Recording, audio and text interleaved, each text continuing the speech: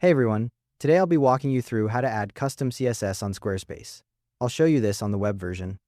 First, head to squarespace.com and log into your account. Click the login button in the top right corner. Once you're in, you'll see your Squarespace dashboard with your website listed. If you have multiple sites, click on the one you want to edit.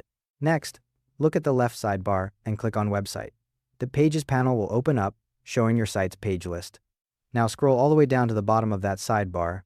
Keep scrolling until you see a section labeled Website Tools at the very bottom. You'll also see Custom Code and System Pages down there.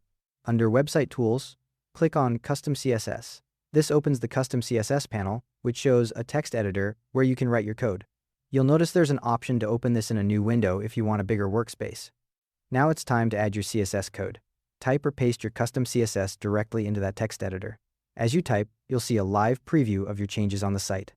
If any of your characters turn red, that means there's a syntax error you need to fix.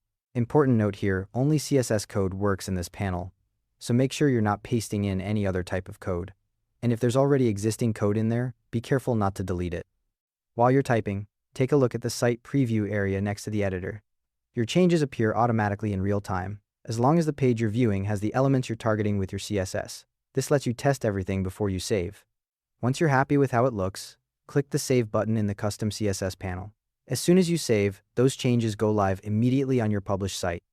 A couple of quick tips before we wrap up. First, add comments above each CSS block using the format /*comment text */. This helps you remember what each section does when you come back to it later.